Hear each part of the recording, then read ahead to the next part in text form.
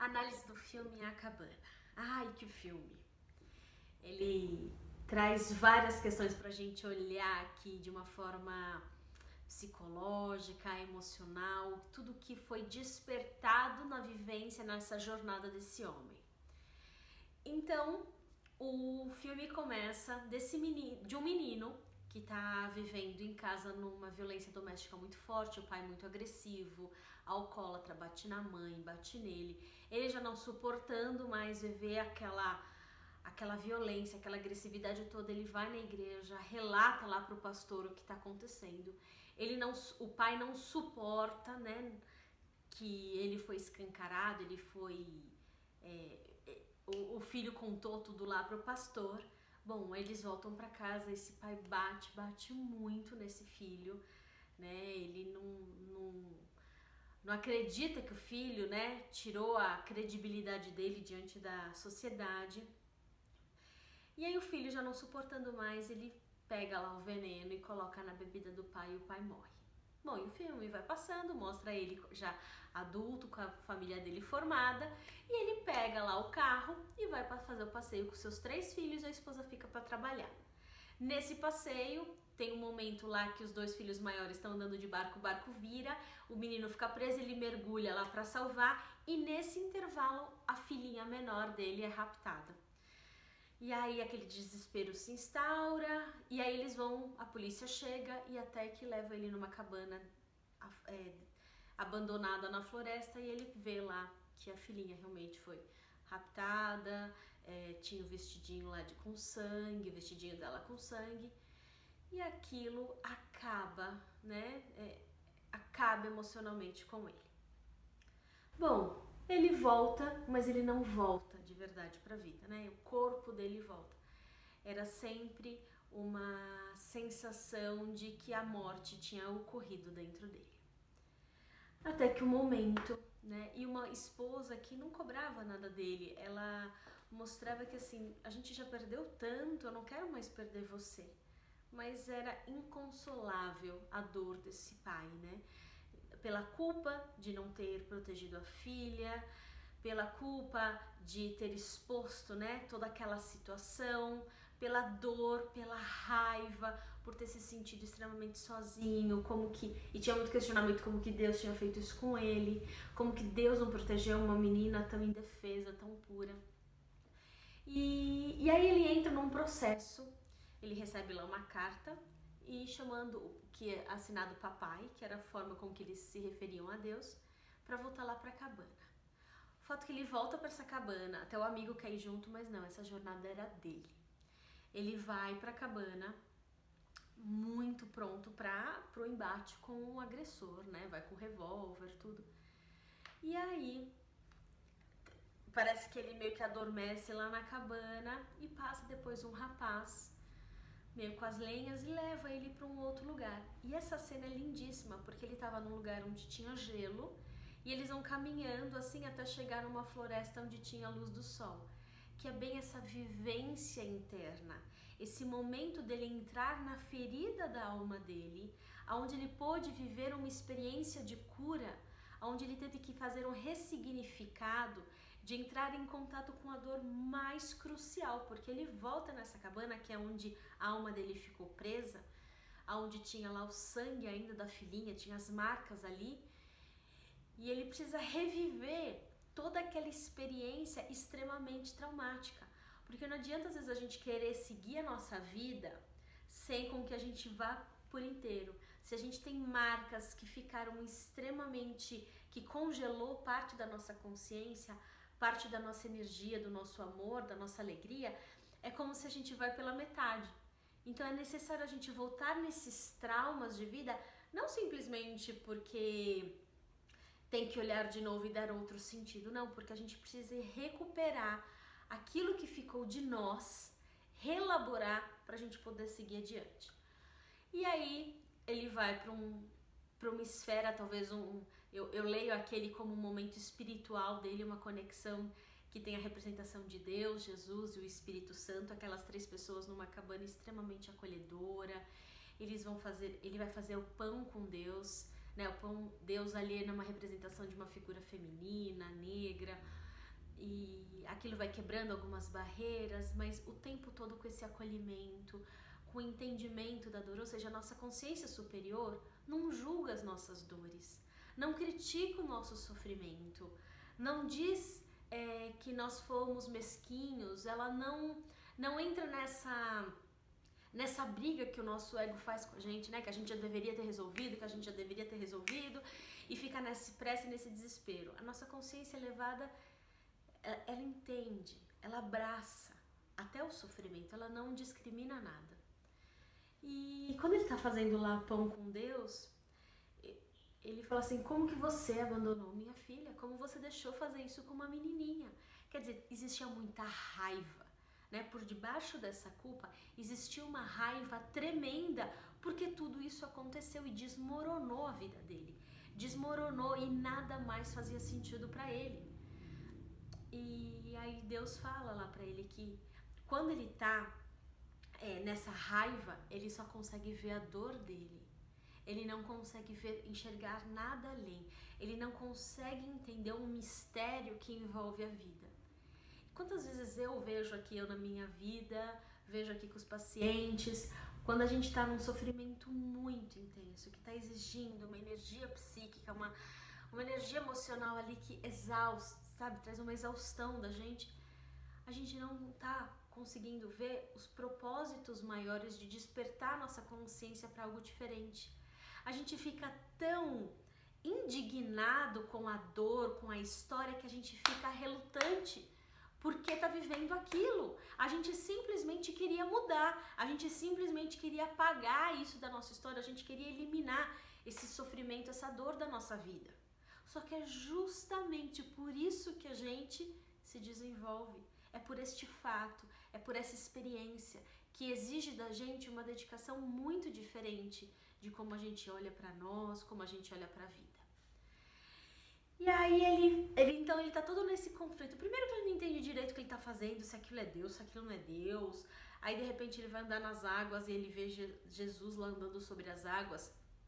E aí até que Jesus fala assim: comigo você consegue caminhar sobre as águas. Tem esse cunho religioso, traz essas passagens bíblicas. Faz também ele controlar os pensamentos quando ele vai num barquinho e aí começa a afundar esse barquinho, e aí ali o cara que tá representando Jesus fala assim: você tem que controlar a sua mente. Ou seja, esse mundo emocional que são essas águas, elas às vezes acabam com a nossa estrutura quando a gente entra nesse desespero, quando a gente fica muito, a gente acredita muito naquilo que a gente tá sofrendo. Então, ele começou a ver cenas da filha, começou a ver cenas da filha sendo raptada, tudo aquilo vai dando uma angústia, e o barquinho dele começou a furar, ele começou a afundar, e Jesus falava: calma, se concentra em mim, ou seja, se concentra na luz, se concentra, e aí ele recupera, aí ele retoma o equilíbrio, né? Ele volta para ele. E aí, diante de tudo isso, né, quando ele já tá bem irritado com toda aquela história, que assim, tipo, tá bom, era um ambiente muito lindo, muito acolhedor, muito gostoso, mas assim, minha filha não vai voltar. E aí quando ele tá com bastante raiva, ele quer ir embora, e é o respeito também, né, quando ele quer ir embora, por mais que lá tava apresentando um mundo extremamente amoroso pra ele, uma possibilidade de cura, ele é livre para a gente poder fazer isso ou não, né? A força maior, uma inteligência maior não nos obriga a nada, não nos impõe nada. Tem essa liberdade da gente entender que existem oportunidades se a gente quer aproveitá-las ou não. E aí vem lá a moça que representa ali o Espírito Santo e só fala: antes de você ir, deixa eu só te mostrar uma coisa, se você quiser vir. E aí eles entram num jardim, e é um jardim que é bonito, mas é confuso. Tem umas flores, umas plantas meio que assim, altas. Dá uma sensação meio caótica nesse momento do filme. E ela estava traduzindo muito esse mundo interno dele, que existia belezas, mas existia uma confusão. E aí eles começam a cavar, que ela pede para ajudar a cavar um buraco lá. E eles vão cavando, e que eles estão preparando para depois conseguir enterrar a filha. E aí tem um momento que ele vai pra caverna e encontra lá com uma mulher sentada numa poltrona que representa a sabedoria. E ele começa a questionar o que é certo, o que é errado. Ela falou, bom, então se você está se colocando no lugar de Deus, pode sentar, faça você o julgamento. E aí ela traz os 2 filhos e falou, esses 2 filhos aconteceram um problema. Qual deles você... Só um pode ir pro céu e o outro vai ter que ir pro inferno. Escolha qual você quer que vá pro inferno. E ele fica numa situação que assim, por mais erro que aconteceu, ele não consegue, porque ele ama incondicionalmente os 2 filhos. E talvez aí ele conseguiu entender que aqueles julgamentos do que era certo e o que é errado era uma visão dele totalmente parcial da história, como Deus não vê a diferença entre os filhos.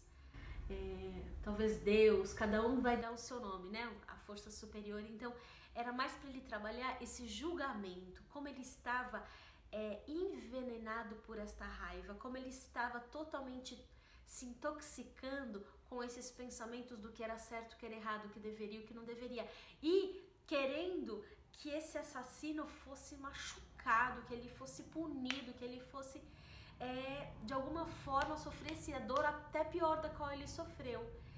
E aí é falado para ele, né, que a ação e a consequência existe. Só que ele ficar preso nessa história, a vida dele não estava andando. E aí eles fazem, aí de repente Deus se reveste ali na figura de um homem, eles fazem uma trajetória até conseguir chegar num local e que ele precisa perdoar. O perdão aqui eu vejo como um perdão a si mesmo. Perdoar por aquela cena, aquela situação de tanta dor, de tanto horror que ele viveu ao perder a filha. Perdoar a todos os envolvidos. Perdoar significa abrir mão daquilo ser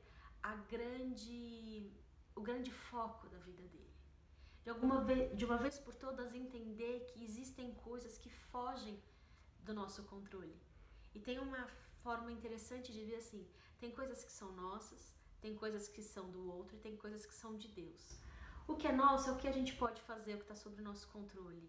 O que é do outro é o que são as decisões, o livre-arbítrio do outro. O que é de Deus são coisas do tempo, a chuva e coisas que são incontroláveis, né, por nenhuma pessoa. Então ele precisa perdoar e entender da potência dele, sair dessa onipotência, de que ele era tão cruel, ele estava se machucando tanto. E aí ele consegue ficar falando, eu te perdoo, eu te perdoo, eu te perdoo. E aí ele consegue ter a dignidade, não por merecimento, mas por ele se dar a dignidade, porque merecimento todos temos, de pegar a filha nos seus colos, no seu colo. Essa cena pra mim, assim, era muito linda, eu acho tão simbólica. Eles poderem envolver ela num pano branco, colocar flores ali junto com a figura de Jesus, junto com a figura do Espírito Santo, dar a ele, quer dizer, enterre sua dor, enterre com dignidade a quem você tanto amou. Este foi o caminho dela. Teve também um momento que ele conseguiu ver ela, talvez num plano espiritual, ele teve uma visão dessa filha, que a vida dela continuou, algo nesse sentido, que deu para ele um conforto, que ele estava pegado daquele esquema que ele acreditou que era o certo, que era a filha do lado dele, e que dentro da realidade dele não era mais essa. E aí ele conseguiu colocar ela, né, no caixão, Jesus ali ajudando ele. Aquela cena é muito impressionante desse vínculo, né, da amizade dele junto com aquela força maior, e que ele pôde enterrar. E quando ele enterra, ele consegue recuperar o ar que faltava dentro dele. Ele consegue voltar a respirar. Ele consegue aí ele volta para a vida, né? Tem todo um momento lá ainda com eles. E quando ele volta no hospital como se ele tivesse sofrido um acidente antes de chegar na cabana. Mostra uma cena dele batendo no caminhão. Ou seja, não importa se ele chegou fisicamente ou não na cabana. O que é importante desse filme é a trajetória emocional que aconteceu. Foi uma jornada dele se conectar com essa cabana, com esse mundo interno dele revisitar a pior dor dele e dar um novo olhar, né? Ele conseguiu abençoar a filha dele na hora que ele cura a própria filha dele, enterrando a filha com amor, com respeito à história dela. E aí ele consegue voltar a viver e aí mostra ele em outra atmosfera, com uma outra energia, com a família dele. Então é um filme que remete muito a essa cura emocional. O quanto é importante, nesses momentos, quando a gente está com uma dor, uma ferida muito grande, a gente se permitir voltar, nos perdoar, poder limpar essas dores, essas marcas, para a gente poder voltar para a nossa vida com essa energia recuperada. Então tá bom, um grande beijo, até mais!